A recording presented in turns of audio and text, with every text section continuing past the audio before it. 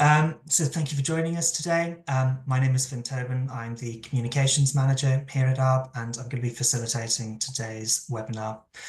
With me, we've got Rebecca Roberts-Hughes, our Director of Communications and Policy, and Adele Lister, the Director of Thinks Insight, the research agency who are responsible for this report.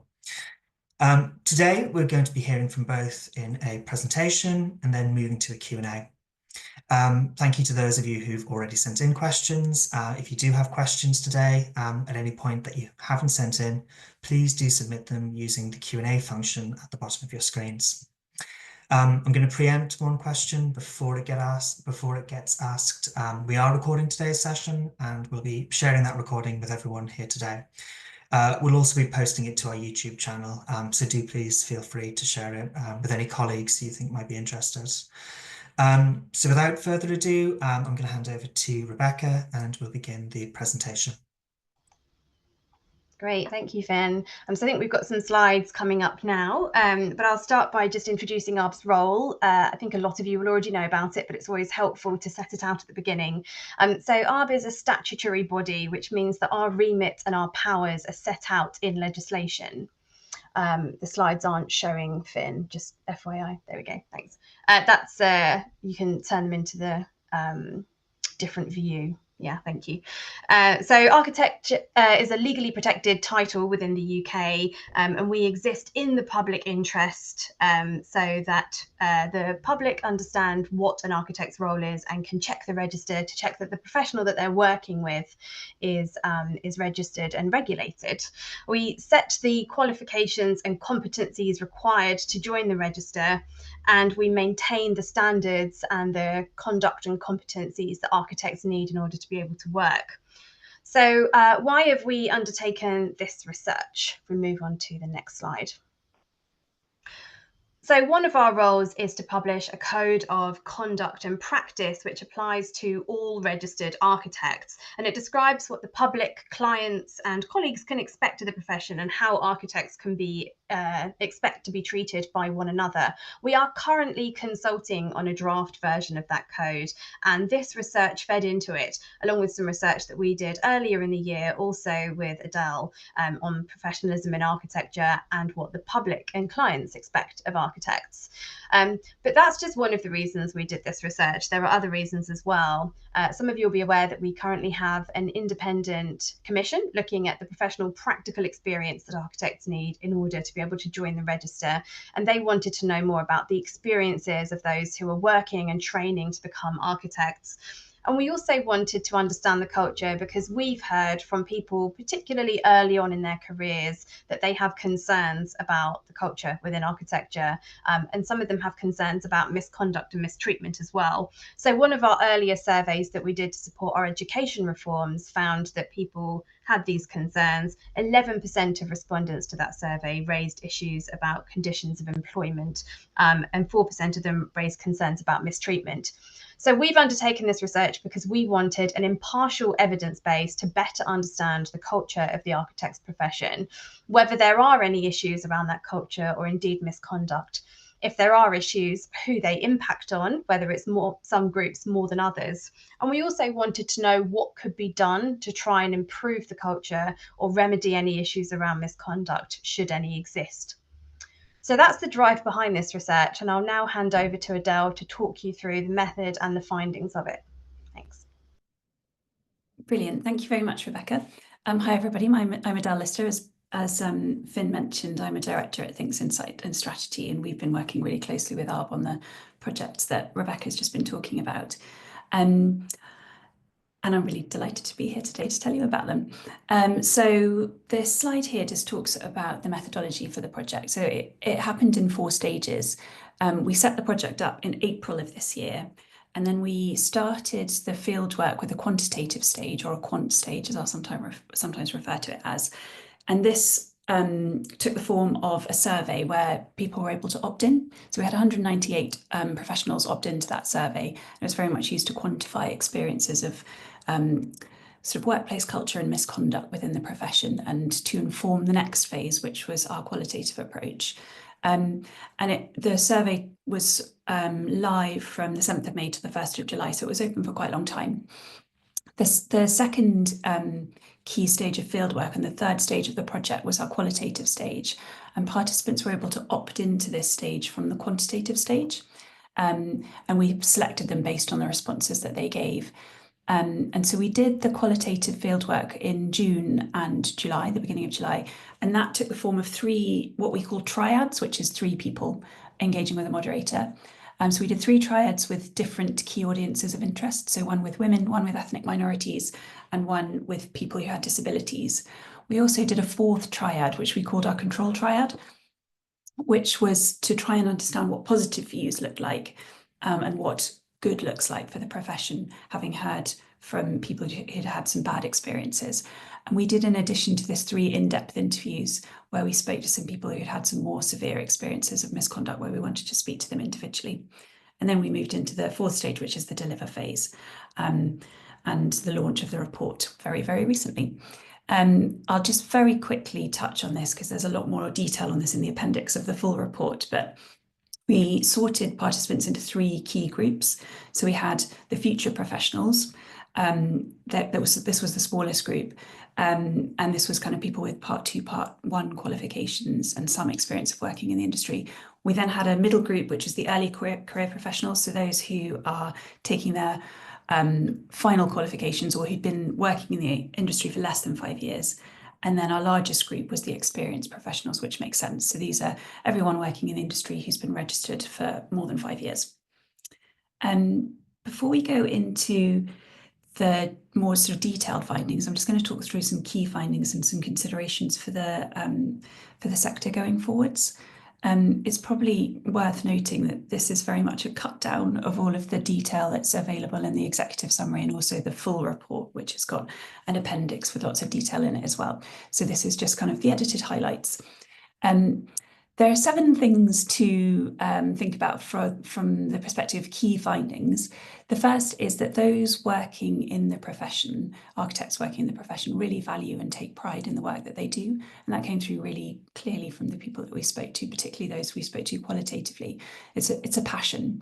But having said that, many feel that it's falling short of its potential at the moment, and they're left feeling sort of undervalued on both a personal and a financial level. Future and early career professionals in particular are finding that the culture within their workplaces is more negative than they were expecting.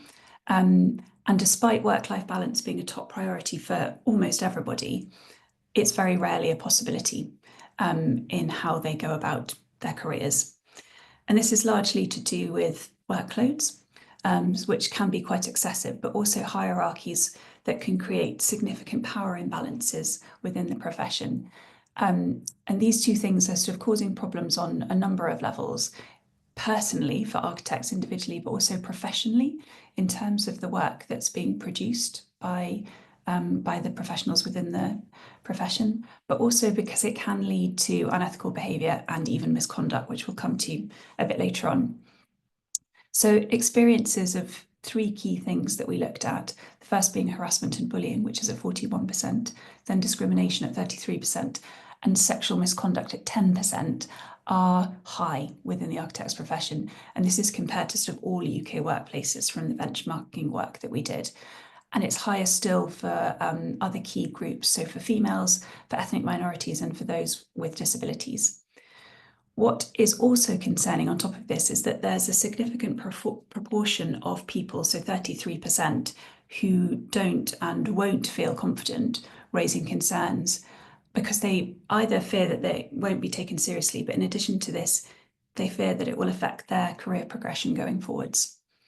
Having said that, there are some firms who are trying to make more positive working cultures within their firms. And what they're finding is that they're confronted by a chain of different barriers that's making that more difficult.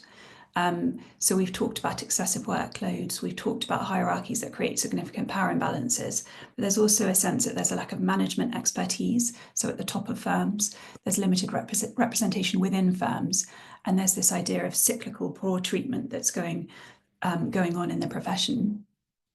And there's a feeling that more can be done to empower efforts to create more positive working cultures.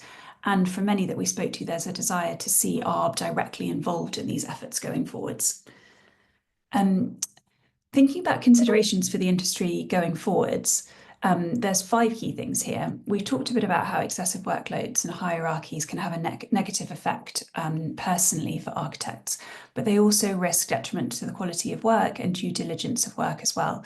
And this is creating barriers to raising concerns about quality of work and ethics as well. And for us, it became really clear that that makes this topic, workplace culture, an issue for ARB.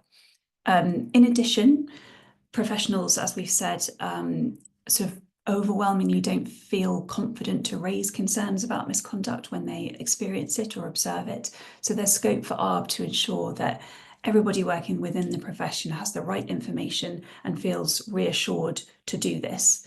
And there were some professionals that also called for greater enforcement of this, so perhaps regulating at a firm level as well as at an individual level.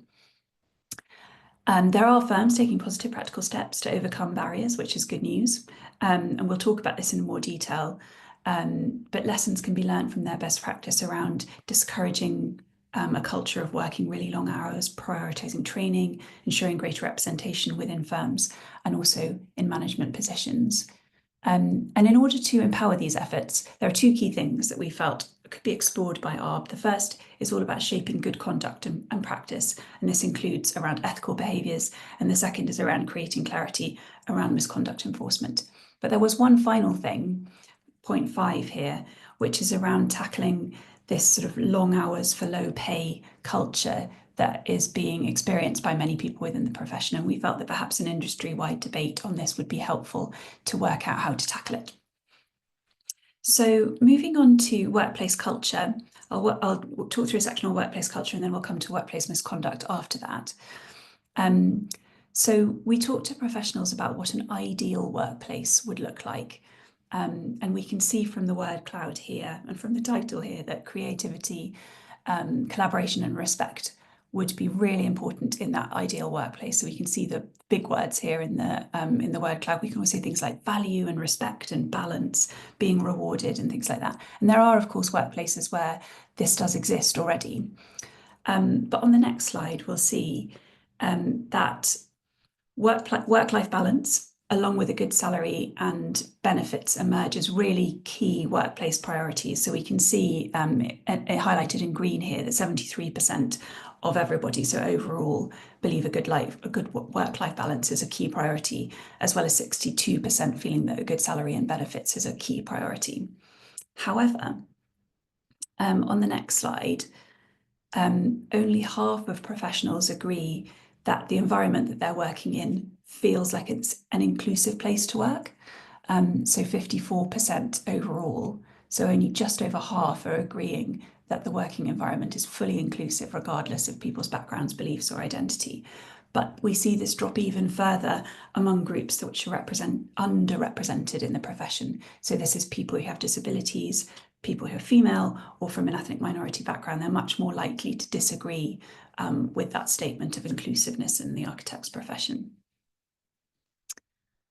On the next slide, we're having a look now at how people currently feel in the working in the profession compared to the ideal version that we looked at earlier. You might recognise some of these words from the headlines that came out after the report was published, but you can still see creative and you can still see collaborative in green on the slide, but other words have massively come to the fore. So people are feeling like they're underpaid, that they're undervalued, and also that they're being overworked at the moment. There are other words in there as well, which are a little bit concerning, like stress and demanding and toxic and things like that. So at the moment, although they're still seeing some creativity and some collaboration, they are feeling that they're underpaid, overworked and undervalued.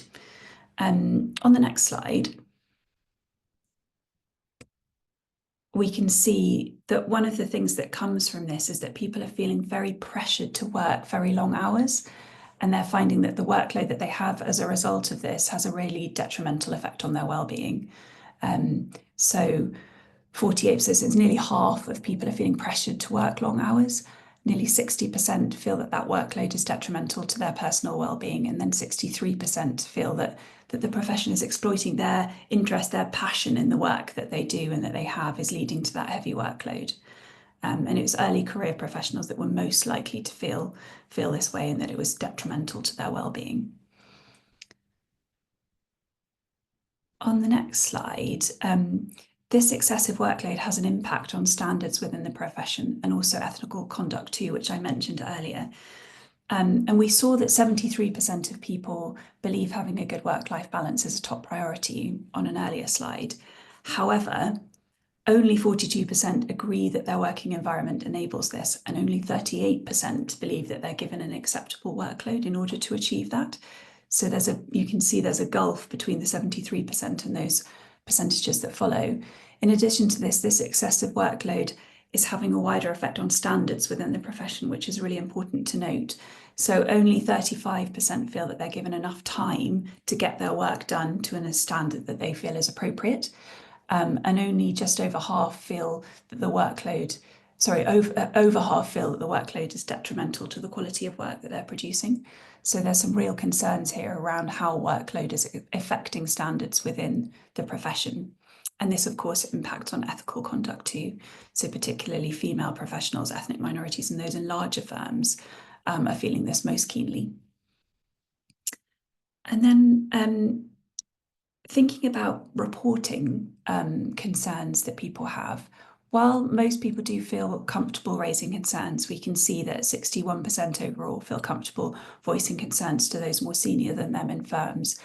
These hierarchies that create power imbalances that we've been talking about can still be detrimental to both ethics and quality of work. So we can see that 57% overall agree that hierarchy in the profession can negatively impact the quality of work produced, and half of the profession feel that a hierarchy in the profession can be detrimental to ethical conduct too. So that's workplace culture. We're now just going to drill down into a few slides that look at workplace misconduct specifically. And there are three key areas that we looked at. The first was harassment and bullying, the second was discrimination, and the third was sexual misconduct. That was how we sort of broke down that term. And I'm just going to go straight in with harassment and bullying here. So almost half of early career and experienced professionals have personally experienced harassment and bullying, which is quite a high number. And we can see how this breaks down in intentional undermining. So 45% have experienced this, being ignored or excluded from conversations and social support. 39% have experienced this, and half of the profession feel that they've had their work unfairly or overly scrutinised. So this is a high number when you compare this to other UK workplaces. On the next slide, we look at discrimination. And a third of the profession say that they have experienced discrimination in some form. So 26% of future professionals, but up to 37% of early career professionals, and then a third of experienced professionals as well. And this is things like insults and stereotypes, jokes relating to protected characteristics. It can be being overlooked or undermined for reasons relating to protected characteristics, or being excluded from development and training opportunities that their peers can access. And this rises to over half in some demographic groups, so to 53% of female architects, and close to 50% of those from ethnic minorities and those with disabilities. And then finally, looking at sexual misconduct, these numbers are smaller, but they're high for this specific area. So it's a significant proportion of professionals who are reporting experiences of sexual misconduct. You'll be unsurprised to hear that for female professionals, this is higher. They're more likely to have experienced unwelcome sexual comments, 38%, and unwelcome sexual advances, nearly a quarter, than their male counterparts, where it's 6% and 5% respectively. And similarly, for professionals with disabilities, they're much more likely to have experienced these things as well. And you can see this from some of the quotes below. And what's also, actually on the next slide, we have a case study. So there are various case studies throughout the report. I've just picked one for the purposes of today. We've changed this lady's name, and this is not her, for purposes of anonymity. But Imogen was one of the people that we spoke to in the qualitative phase of this project, and she feels like there's a cloud hanging over her at work since she experienced sexual misconduct within her workplace. She qualified just over a year ago and started at a new firm. And to begin with, she had a really positive experience. And there was a sort of senior male member of staff that she saw as a mentor. But over time, this colleague would start to make sort of close to the mark comments. And more recently, these are very much crossed the line and felt very inappropriate and suggestive. So she has expressed her discomfort and tried to sort of distance herself from this colleague, but she believes there's little room to gain from actually reporting him. And as a result, she feels like there's this cloud hanging over her and is actually considering leaving her firm. So that's just one example of one of the people that we spoke to and the sort of experiences that people have. And as a result of this, and as we've seen here with Imogen, on the next slide, we can see that a third of professionals don't feel confident raising concerns about misconduct. And this rises all the way up to 42% when it comes to early career professionals. And what's really interesting is that those who have experienced any misconduct regularly within their firm are far more likely to lack confidence in raising concerns. So that goes all the way up to 61%, compared to only 7% of people who haven't experienced any misconduct. And once again, we can see that female professionals, this rises to 40%, are much more likely to report to report lacking confidence to raising concerns than their male counterparts, which is down at 28%. So it feels appropriate to talk a little bit about good practice as well within this session. We'll see on the next slide that there are some overarching issues, some of these that we've talked about already within the profession, that are making it more difficult for good practice to prevail. So we've got, the first is excessive workload and unsustainable long hours. The second is hierarchies that create power imbalances. The third is lack of management expertise. The fourth, a lack of representation within firms. And the fifth is this idea of cyclical poor treatment. And we'll look at each of these in turn in terms of how we can tackle them by using the good experiences that people reported, both in the quantitative and the qualitative research. Because it's important to say that experiences in the profession are far from uniformly negative. And there are plenty of people that we spoke to that do enjoy supportive and very friendly workplaces. And there are, of course, people who've had experienced bad experiences in one firm and moved to another to have a much more positive experience. And there's things that we can do. So if we move on to the next slide, we can look at the first one, which is excessive workload and a culture of unsustainable long hours and how we can tackle that. So as in all professions, people accept that there will be busy periods. I feel like this time of year is a good example, and that there'll be project deadlines, which may require people to work late. But it becomes a problematic thing and a theme when working overtime is the norm and people don't feel like they're being compensated fairly for doing that. And they become even more difficult to resolve when professionals are seeing that that's what their colleagues are doing and therefore that they should be doing the same thing. And there are some senior architects in particular who foster really good conduct and practice at their firms and help to kind of show how from the top down this can be addressed. And there are three things here that we wanted to highlight. The first is that some firms are much more selective with the clients that they work with, so they're taking on fewer but more lucrative contracts, meaning that they're doing less work of a higher quality, and thus a better culture is fostered within the firm. The second is a culture of unsustainable long hours being discouraged, and very much discouraged from the top down. So people are not feeling incentivized to be working long hours, and it's not the norm, it's rather the exception.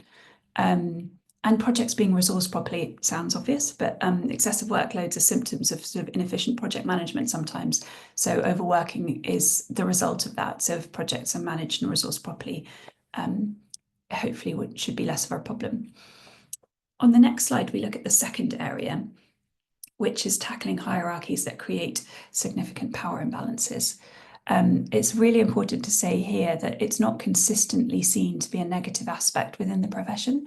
And there are some professionals that pointed out that actually having a clear hierarchy within a firm provides clarity on what everyone's supposed to be doing and an effective chain of command. But once again, it does become an issue and sort of become disruptive to workplace cohesion and sort of collaboration and communication within a firm sometimes. And that's it's important that we address that. And there are sort of senior architects who prioritise a really collaborative workplace, and they sort of showed us 3 particular things that could be done to help with this. The first is around pitching in, and making sure that this is encouraged and rewarded within firms, making sure every idea is considered and is considered a good idea wherever it comes from. Encouraging honesty across roles is also, when that's encouraged, that really helps. So there's one firm where we spoke to somebody who said they hold forums for colleagues to flag and discuss concerns that they have, helping the firm to very much move forwards together as a united unit. And then, of course, training and education being prioritised is really important too. So senior staff supporting junior colleagues, and sort of fostering better relationships between everyone within the firm. The third area is about tackling a lack of management expertise. And what was interesting and what we discovered as we went through the project is that architects are often promoted into management positions based purely on their skills as an architect, which is of course very important, but not taking into consideration any leadership or management expertise that they might have. And it just felt, from what a lot of people were telling us, that crucial training for managing people is missing within firms. And at the same time, HR functions are sort of falling by the wayside. So there's evidence for more abuse of power in larger firms, but fewer mechanisms to address it in smaller firms. And there's 2 sort of primary ways that this is being addressed at the moment. The first is making sure that promotions are not solely based on technical expertise. So making sure that skills related to leadership and finance and project management are also taken into consideration. And sort of placing more emphasis on this if there's a lack of a dedicated HR function within a firm.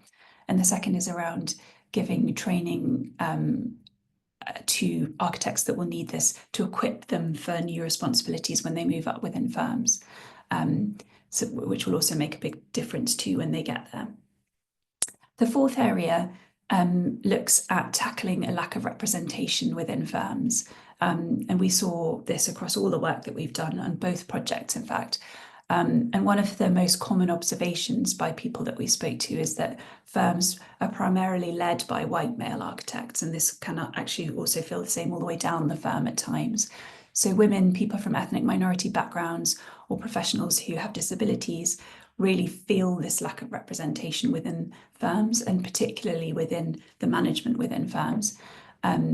And it's much more difficult as a result for their experiences to be understood and also addressed if people can't relate. So firms with greater representation, particularly in management positions, can make a big difference in 2 ways. The first is firms with more diverse leadership can be much more sensitive to the range of needs that different employees have. So for example, professionals with family commitments, so with children often, share that the approach their company leaders take can help them remain within the profession. We saw a lot of women tended to leave the profession after they had kids or move into sole practice. And it felt it was less of a decision and more of something that was being forced upon them. And the second thing is that firms with a more diverse workforce encourage underrepresented groups to remain in the profession. If people can see themselves represented within a firm, they're much more likely to stay. And we saw in the previous project how important this diversity within a firm is to innovation within firms.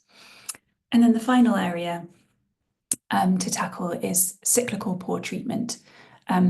So we heard a lot from people working within the profession that issues that they're experiencing, workplace culture issues that they're experiencing in their workplaces, can stem from the ways of working at university and also at architecture school. And they talk about the stress and the workloads and the poor treatment that they often experienced as students is then replicated in the firms that they move to once they qualify and register as architects. There's a sort of a sense that senior architects are passing on outdated and regressive learning behaviours onto junior employees. And instead, older architects should have a different mindset, rather than sort of forcing colleagues to endure what they had to endure to ensure that change is happening. And there's 3 things that we looked at here. The first is firms with positive cultures are taking steps to re-educate younger employees, so teaching them new skills and discouraging this this behaviour of carrying culture from one place to another. And it's really important that this impetus comes from the top, so it feels like it's encouraged throughout the firm. The second area was younger architects entering the workforce, knowing what their rights are and understanding when misconduct is taking place. It doesn't necessarily mean they'll always have the power to address it, but at least they'll recognise it when it does occur. And then the last area is that younger professionals can carry sort of more modern values into the workplaces that they're working in and start to affect change. Obviously, ageism still exists, but by carrying in these modern values, we can start to address this. So I think I'm just going to talk you through one slide, and then I can hand back to Rebecca, which is very much looking at the considerations for the profession going forwards. And there were three key areas that we saw emerging from the research that we did. The first area was very much something for ARB to focus on, and this was all about shaping good conduct and practice, including ethical behaviours within that. And as you've heard me talk about and maybe seen if you've read the reports, there are sort of widespread concerns within the profession about the standard of existing management and HR structures. So there needs to be a real impetus towards improvement in these areas. And this is in terms of helping the profession to better address misconduct, but also create a much more positive working culture within firms and across the profession. And an ARB can help here by sharing and influencing best practice to really help enable this going forwards. The second area was something for ARB to look at, but also for other professional bodies that are operating within the sector. And this was around creating clarity around misconduct enforcement. So there was definitely a sense from the people that we spoke to that they were unclear on how to escalate complaints that they have about workplace culture and workplace misconduct within their firms, but also in how what ARB does relates to this. So there was a sense that ARB's existing processes are only relevant to client-related misconduct rather than colleague-to-colleague misconduct within firms. So there's room here to sort of inform professionals as a first step, but also to so this kind of relies on the effectiveness of current regulatory processes as well, if they need to be sort of refined and addressed. And then the last area is very much for the industry as a whole. And I spoke about this earlier in the sense of could there be a debate around this topic? And by this topic, I mean tackling this long hours for low pay culture. It very much feels like it's a structural issue, and therefore it could benefit from some kind of debate to help uncover any emerging ideas to address this, because it's something that everybody spoke about. So that's the edited highlights from the project and from the reports that have been published. I'll hand back to Rebecca now to, I think she's got a few more slides to talk through. Yes, thank you, Adele. That was really helpful. So in terms of what ARB's doing about it and what we want to achieve with this research, on the next slide, you'll see from the presentation that Adele's just given, and indeed the much longer reports that we've published, that a lot of examples from here are sitting within architecture as a sector and relate to other professionals as well. So you'll have seen in the report that architects have described inappropriate behaviours on construction sites or in client meetings, and also examples that start at university. So we think that a sector-wide culture change is needed. We also know that the Grenfell Tower Inquiry's report underscored the importance of ethical behaviour, and again, culture came up when they presented that report. They want a culture that supports good decision making across the built environment sector. And whilst we don't want to overemphasise any sort of causal link between what we're seeing about the culture in this research and the Grenfell Tower tragedy, the evidence here does show that a good culture supports quality. So we need to be able to support that culture, and we also need to be able to ensure that people raise concerns and are confident doing so and know how to do that. So on the next slide, you'll see that from ARB's perspective, there's a number of different people who can help bring these changes about. So of course, our regulatory role focuses entirely on individual architects. So we're looking at what we can do and how individual architects can behave ethically and respectfully, can raise concerns and can better support one another in the right sort of behaviours and standards. Employers also have a role in encouraging these behaviours, and so do learning providers, again, taking on board that point that some of these behaviours would start at university and be enshrined in professionals from that early stage. So lastly, I just want to talk through what ARB has done on the final slide. So the first thing we've done is publish this research, and a lot of organisations that carry this research out on behalf of sectors don't publish it, but we wanted to be really transparent about it. We wanted to share this information with you to really shine a light and expose the issue. So we've made sure to do that. We're holding today's event. We've worked with the media to make sure that it's been covered in key publications that architects read, and we've published everything. So we really hope that people can get to grips with what's happening. We're also going to be sharing good practice from the report, and Del has just talked through some of those examples, but you'll see more information about those on social media from us in the future. So we're going to try and disseminate that good practice and support people in picking it up. And then we're also proposing to create a toolkit next year to support people in raising and challenging and changing unethical behaviours. But that toolkit will only go so far because, of course, the obvious problem it raises is that it's often up to the people who are experiencing misconduct or experiencing the issues we've talked through today to do something about it. And that doesn't seem entirely fair. Often the people in that situation will be feeling quite vulnerable about the behaviours they've experienced. So we really think this is something the profession needs to tackle altogether. So with that in mind, we are introducing enhanced professional regulatory standards. So I've already mentioned the Code of Conduct. The consultation on that draft is going to close this Thursday. So you've got 2 more days to respond to that consultation, should you wish to do so. But within the proposed Code of Conduct that we've published, we've put in strengthened language on respect and behaviours. And we're also proposing to introduce new guidance. So we've introduced a suite of guidance. We're asking you whether you think those are the right types of guidance to introduce. And there'll be something in there on leadership, which will relate to some of the issues around managing practices and managing staff, and also on equality, diversity and inclusion. And that guidance would support people in developing a better culture. I mentioned at the start of this that we also have a role in education. So we set the qualifications and the competencies that architects need in order to join the register. So you can only call yourself an architect if you have ARB accredited qualifications. We also work with other regulators because we're not the only ones regulating in the education space. And we noticed that the Office for Students have introduced a new condition on sexual misconduct. Now that applies within England, but we've written to all accredited providers within the UK, reminding them that this condition is coming into play next year in 2025, and we've asked them to include it in their annual monitoring. So whilst it only applies in England, we've also written to those in the other nations within the UK to remind them that it exists and ask how they are tackling it. The other thing we've done is complete more information and publish it around complaints handling. So ARB has a specific role in investigating complaints against individual architects in light of their conduct and behaviour and the competencies that they have to meet. So we've clarified how people can go about raising those concerns, and it doesn't just apply to clients. Architects can raise concerns about other architects as well.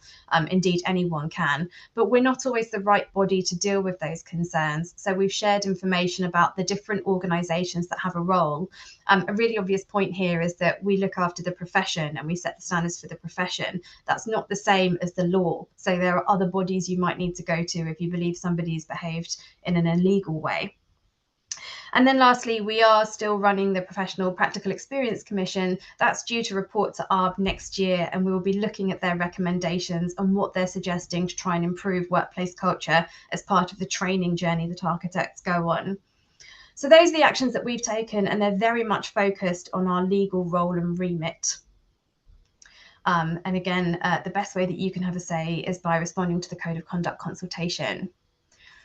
So you can ask questions during this session. There's a Q&A tool that you should be able to see on your screen. So do feel free to come to us and ask questions if you have any. Before we go into some of the questions that you've submitted, I'm just going to invite one of our board members to join the panel and share their reflections on the report and what we're doing. So I'd like to introduce Will Freeman, who's an ARB board member. Will, would you like to tell us what you think is the most important thing that ARB's doing in response to this research, or indeed reflect on the actions that I've just talked through? I think you're on mute and your camera's not on yet, Will. There you Can you are. hear me now? Is my camera on? Yes. Yep, we can Great. see you. Okay. Thank Yeah. you. I wanted just to so firstly, it's worth just saying I'm one of the 5 architect members of the board, and I've worked as an architect, I've worked as a client, and I've worked as a contractor. I wanted to come to Rebecca's question in a second, but I wanted just to go over something that I've recently experienced a while back. I used to run a very large architectural business for a big PLC that was part of an engineering firm. And I think what is really important that's coming out of this report is some of the things that I discovered. So before I was a director, there seemed to be a workplace culture issue at that particular firm. And I came on board, and it became quite clear for a very short period of time that I was getting lots of reports along the same lines around bullying, discrimination, harassment, and sexual misconduct. And I couldn't really work out why that was the case, but I guess it's a combination of things that we're going to get to in these conversations. It was a new leadership style that other people hadn't seen, and I guess a new broom. And one of the things that hasn't come out of this report, what I also think is important, is certainly at that time, so this is back in 2013, we identified very quickly that female architects were not being paid equal to their male colleagues.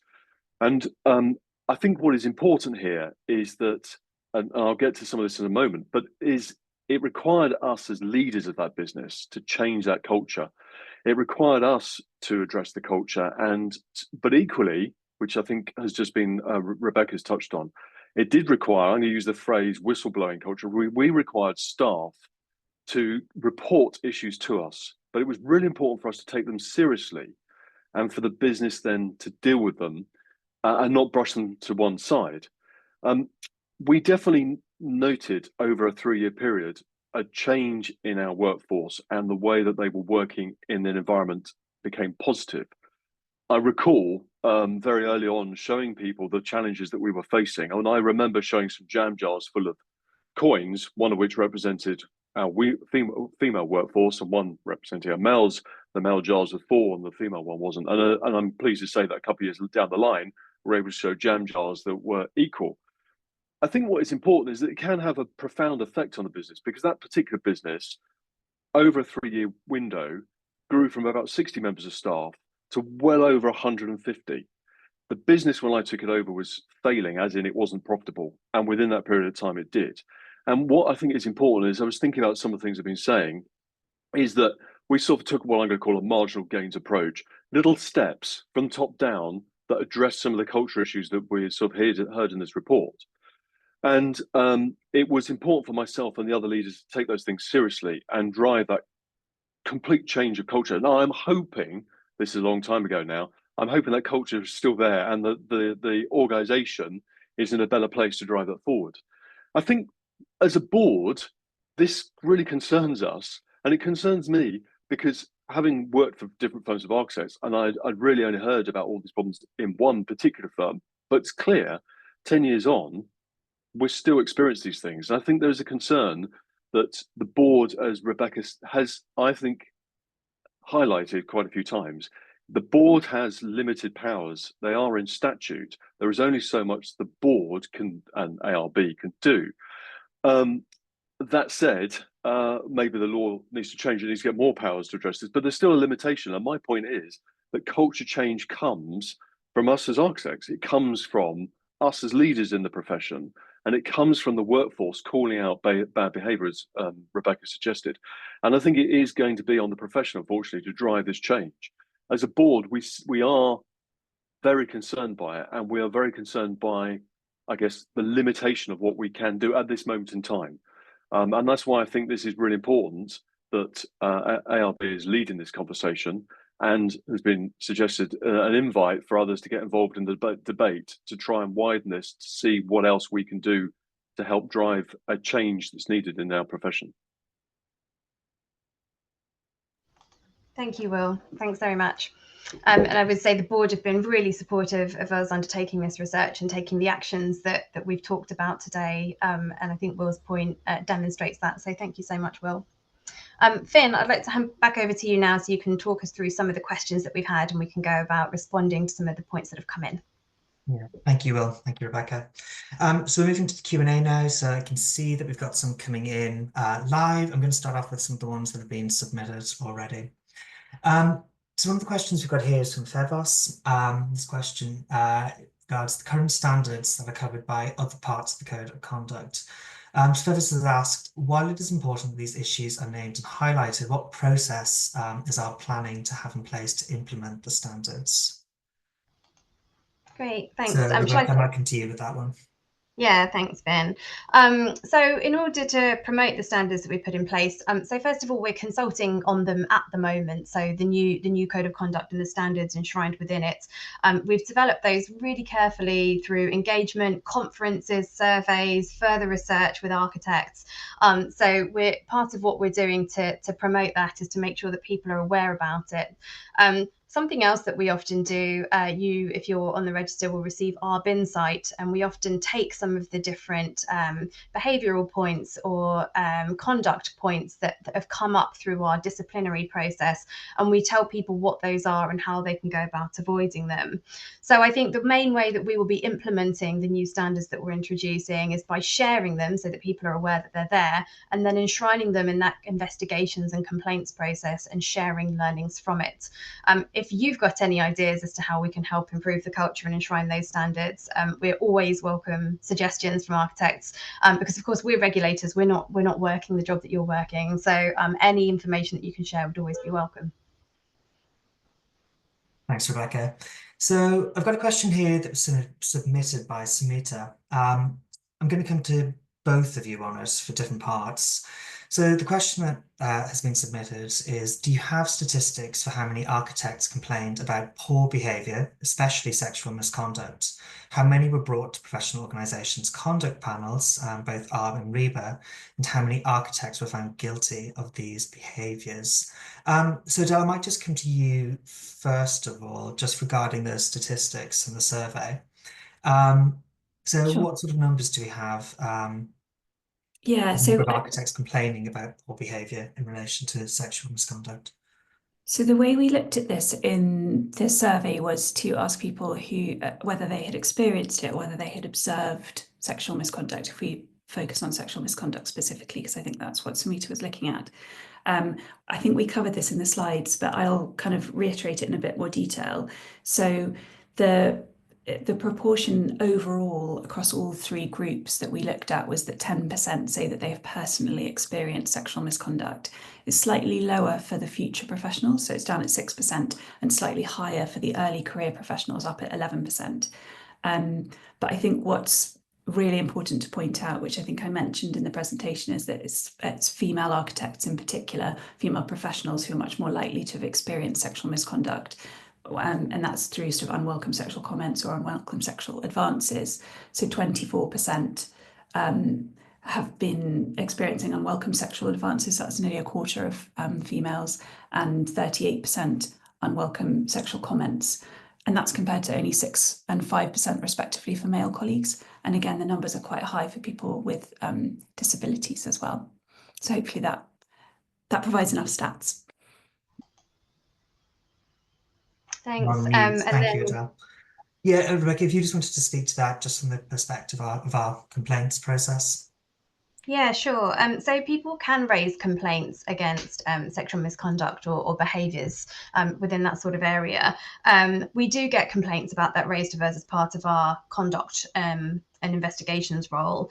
The reason that 0 architects have been found guilty of those through our professional conduct committee is there's an issue around anonymity and evidence. So we will support people who come to us with a complaint and try and maintain their anonymity as much as possible. But when the investigations panel, which is a stage within our complaints process, assesses the complaint that's been made and the evidence about it, if they decide it needs to go to the conduct committee, that often is made public. And also the architect in question, the one who has been complained about, has to hear the evidence against them and be able to answer their case. So that means that even if somebody is anonymous when they raise a complaint, the incident that they're talking about will often disclose their identity to the architect in question. And we find that this necessity as part of the process is often quite uncomfortable for people, and we haven't yet been able to take any cases the whole way through the process. So that's why the statistic for ARB's complaint process around sexual misconduct is 0 cases at the moment. Again, this is something that we're looking into and we're monitoring. We don't have a huge amount of complaints about it at the moment, and we perceive that might be because there's a bit of misinformation out there about the focus of our complaints process. And again, we've all said during this presentation, it's not just for clients, it is for people to raise concerns about the behaviour of others. It's also the case that these things can be resolved within practices. So again, the information that we've published as part of our response to this report sets out when it's appropriate for you to raise something with your employer and when ARB might be able to be the right body to investigate something. Thank you. Ariana's picked up on the fact that the research shows architects working unsustainable hours, and she's asked, could registration requirements promote healthier working environments? Could we put something into our registration rules around workplaces having policies regarding HR support and things like that? I mean, Rebecca, could you maybe speak to that one? Yeah, sure. Simple answer is no, we can't do that. We don't have legal powers to put any standards in place for practices. Our powers are very specific, and we regulate individual professionals, not practices. That said, we do speak to practices an awful lot. So we are raising the issues that have come up in the research with the different groups that we work with. We have been sharing the information and promoting it and making sure it's widely available. And we are proposing, as part of our new Code of Conduct and Practice, to introduce leadership guidance. Now, we haven't yet set out what that would include. At the moment, we're consulting on whether we should introduce it, but we think that would be an appropriate place to look at management and training and how you work with staff members and HR policies that you need to have in place. So it is our intention to introduce something to support employers in doing that. And as I've mentioned earlier, there's also law, so there are legal implications for all employers that we would expect them to keep to. I'm going to turn to some of the live questions now. So again, if you do have any related to the research or what we're doing, please do use the Q&A function at the bottom of your screens to submit. We've got just over 5 more minutes, so we should be able to get to a few more. We've got a question here from an anonymous attendee, so I'm just going to read it out. How did you moderate for the opt-in nature of the survey? And is this comparable with data collected in other professions and sectors? This ties into confidence, how much this is a specific architecture problem versus construction sector or even cultural and creative. Rebecca, could I come to you on that first of all? And then I might come to you, Adele. Yeah, sure. So I'll answer in terms of comparing to other sectors, and then I'll pass on to Adele because there's a question there about the methodology, isn't there, and how we can trust the sample due to the opt-in nature. So we did look at other professions that publish similar research, and we looked at the type of questions they asked so that we could ask comparative questions, and then we looked at the results they got. So we know from published research that the medical sector doesn't have quite such high issues of sexual misconduct. We looked at the figures that the General Medical Council publishes in its research into trainees. So we know that architecture is worse in terms of sexual misconduct there. We know that the Office of Students, which regulates learning providers and universities and similar institutions, also published research on sexual misconduct specifically. And again, the statistics in architecture from this survey were higher. They weren't higher than those in the finance sector. So that's the one sector we've been able to find published data from that has higher levels of misconduct. So where we can, we've looked at that information, but it's not always published and it's not always available. In terms of the nature of the survey and its opt-in nature and what that means for the methodology and how we can trust the data, I'll pass to Adele for that one. Great, thank you. So the way this worked was, as the anonymous question says, it was an opt-in. It was an opt-in approach, and respondents were primarily recruited through email invitations that were sent to randomized samples from ARB's register. So that made sure that we were reaching out to a really broad range of people within the register. But in order to recruit the future professionals, we had to take a slightly different approach because they're obviously not on ARB's register yet. So we did sort of further outreach through architecture schools, through employers, and we even went to LinkedIn to specific groups there where we might target the sorts of people that we were looking for. So that's how we did that element of the survey. And it's important to say that the nearly 900 people that took part is a really robust number. It may not sound low compared to the amount of architects there are registered, but from all of the other work that we do, and particularly work that we do within workplace culture, this is a high number of people that took part, and it feels really robust and representative of the sector as a whole. So we felt very confident in the data that we received. Brilliant, thank you. So I realise we're just coming towards the end of the time we have allotted for this session. So I'm just going to run a quick poll, which is just about feedback for this event, just to find out how people found it useful. So that should be popping up on your screen. Please do respond. We've got two questions here, which are sort of related, I think, and they both relate to initial education and training. Rebecca, I might come to you on this. What is your feeling on this culture of overworking? Is this something that you feel is beginning while students are studying, or what is your feeling on it? Well, the research does show that people cite examples that start from university onwards, but I'll be really specific about the questions that have come in actually. So we're saying, I'm just reading them now, people are saying that because ARB has updated competencies, and there are a lot of competencies that students need to be able to learn in order to qualify and work as architects, that the question is there a benefit from streamlining accreditation requirements, and there's a culture of long working hours that might stem from schools of architecture that might contribute to that. And we've also seen a question here saying that the new outcomes published by ARB increased requirements for academic outcomes, which means that students have to demonstrate more. Has ARB reflected on how this approach affects the professional culture? And do you believe that ARB unintentionally contributes to these pressures? So what I would say here is the standards and the competencies that we're introducing in education, we took 3 years developing those competencies. We have every reason to believe that they are the right competencies that architects need to be able to demonstrate to practice safely, and to deliver architectural projects. In fact, when we consulted on our education reforms last year, it was the competencies we were proposing to introduce that got the most respect. I'm not saying that there isn't pressure on students and early career professionals to learn them. There is, but I think we have to draw a distinction between competencies and behaviours. And having to know a lot and having to do a lot is no excuse for racism, discrimination, and sexual misconduct to the extent that we're seeing it in this profession. So we are mindful of the pressures that are on architects, but the behaviours that we're seeing are not excused by the amount that people have to learn and be capable of. I think that's a really strong note to end on. So that brings us to the end of today's session. So I just want to thank everyone who joined us today, and for your interest in this work.